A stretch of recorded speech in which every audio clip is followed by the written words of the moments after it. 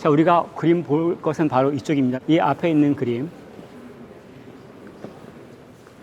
그 Supper at Emmaus라고 해서 엠마우에서의 만찬이라고 하는 그림입니다. 카라바조라고 하는 이탈리아 작가가 16세기에 그린 그림이죠. 아까 얘기했던 루벤스나 렘브란트 같은 그 빛의 화가들, 또 바로크 화가들에 대한 조상격이에요. 첫 번째. 왜냐하면 이 이전의 그림을 생각하면서 이 그림의 차이들을 보면 굉장히 빛과 어두움을 대비시켜요. 그림자까지 만들죠. 일반. 아까도 얘기한 것처럼 이건 뭐냐면 3차원의 모습을 2차원 가운데 구현해내려고 하는 시도죠. 그 아름다움을. 그리고 굉장히 역동적으로 그러죠. 그림 자체도 예수님께서 설명을 할 때 막 제스처를 취하죠. 그리고 옆에 들었던 사람은 지금 진짜냐고 놀라고, 어떤 사람은 뭐예요? 자리에서 막 일어나려고 하죠. 그리고 과일, 이 사람이 정물화의 대가이기도 한데 지금 과일 바구니를 어떻게 그렸습니까? 그렇죠. 왜 떨어지게 그렸을까? 그렇지. 떨어지면 안 되는데 하고 갖다 바치려고 하는, 이 보는 사람의 참여를 지금 원하는 거죠. 그러므로 인해서 사실은 이 그림이 평면이 아니라 입체 가운데, 그 이야기 가운데 내가 입체적으로 들어가는 그것들을 작가는 초청하고 있는 거죠. 근데 성경을 보면 좀 차이가 있습니다. 엠마오로 가는 제자가 몇 명이에요? 2명입니다. 그리고 그 제자가 누구냐면 글로바와 그의 아내를 추정하고 있죠. 근데 여기서는 여자가 없어요. 그리고 2명이 아니라 3명이죠. 무슨 얘기죠? 저 머리 쓰고 서빙하는 사람을 여관 주인이라고도 하는데 작가 자신, 화가를 얘기합니다. 카라바조. 지금 이야기 가운데 그림을 볼 때 화가가 자기가 그림 가운데 들어가서 있는 것들을 하죠. 우리가 그림을 볼 때 그 그림 가운데 들어가는 것들, 말씀을 우리가 읽는 가운데 있을 때 그 말씀 가운데 우리가 들어가 있는 것들이 사실은 생동감을 누릴 수 있고 그것이 우리 신앙 가운데 적용하는 데 굉장한 도움이 됩니다. 그래서 말씀 가운데 또 여러분들이 그런 도전을 주셨으면 좋겠고요. 여기서 마치고 다음번 마지막 그림으로 가겠습니다. 저게 고흐의 해바라기인데 사람이 많아요. 그래서 일단은 여러분들이 고흐의 해바라기를 보시고, 저 왼쪽이 마찬가지로 고흐의 의자죠. 유명하죠. 네. 일단 해바라기 설명할 겁니다. 여기서 유명한 그림들이 꽤 많죠. 근데 어쨌든 여기서 제가 고흐 그림을 설명하는 건 개인적으로는 좋아해요. 제 컴퓨터 화면이 고흐의 소우어, 그러니까 씨 뿌리는 사람이라는 그림이 있어요. 그걸 전 되게 좋아해서 제 컴퓨터 화면, 바탕화면을 그걸로 해요. 워낙 강렬해요. 그러니까 단순하고, 그러니까 simplicity라고 표현하죠, 영어로는. 간략하게, 아주 강렬하게 메시지를 전달합니다. 이 해바라기에 대해서도 마찬가지로 굉장히 간략한 그런 것들, 디테일하게 잘 안 들어가죠. 이 빈센트 반 고흐가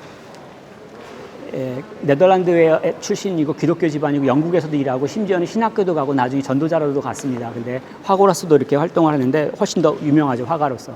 이 그림을 한 12개인가 더 그랬나, 하여튼 정확한 기억은 안 납니다. 그 정도 그렸는데 해바라기 그림을 그린 이유가 있어요.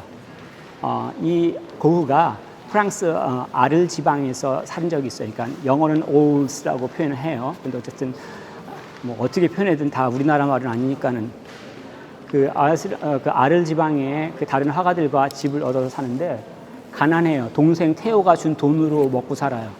근데 어느 날 소식을 들은 거예요. 자기 친구 중에 고갱이라고 있어요. 알죠?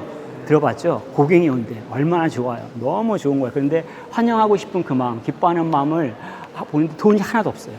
그럼 어떻게 하겠어요? 집안을 꾸며야 되는데. 그래서 앉아가지고 해바라기만 그린 거예요. 앉아서 해바라기만 그려서 해바라기 그림을 쫙 그렸죠. 그래서 그 해바라기가 보면 이 노란색으로 그 설레임, 소망들을 얘기를 하죠. 또 크롬 옐로우라고 노란색 물감에다 크롬을 섞어요. 그러면 이 노란색 자체가 아니라 붉은색 느낌이 난다. 레디시 옐로우라고 표현하기도 하는데 그것들은 좀 더 밝은 느낌들을 하죠. 그러니까 쉽게 얘기하면 고흐가 고갱이 온다니까 너무 좋은 거예요. 그래서 그것들을 그림 가운데 표현한 거죠. 그래서 그 12개 된 그림을 그려서 딱 하고 고갱이 왔습니다. 자, 문제는 어떻게 됐을까요? 그 다음 고갱이 와서? 네?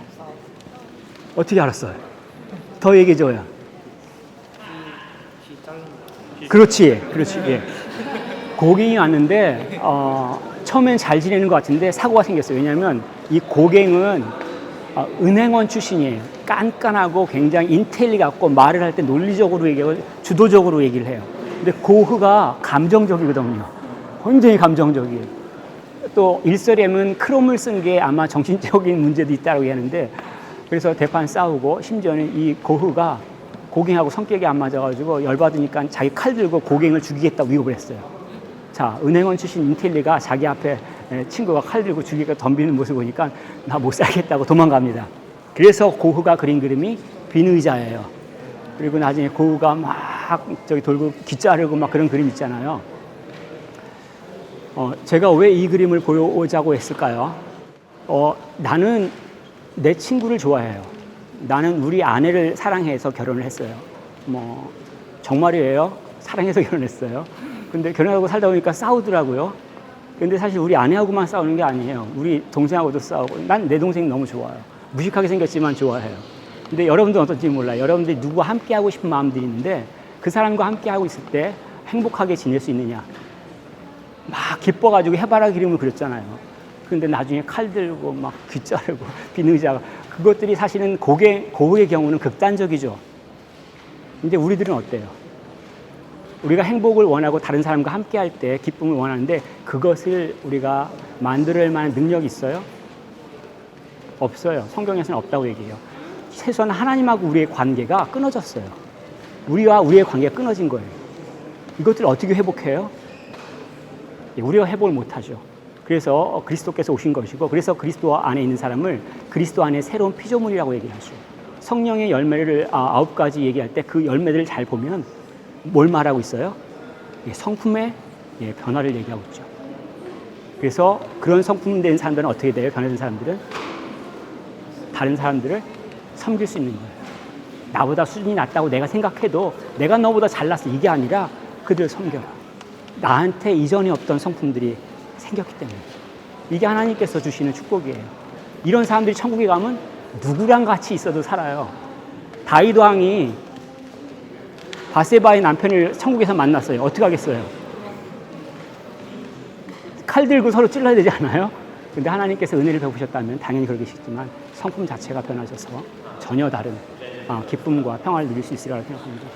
만약에 하나님께서 은혜를 주시면요, 당연히 주시겠지만 여러분이 살아가는 동안에 그런 것들을 누릴 수 있습니다.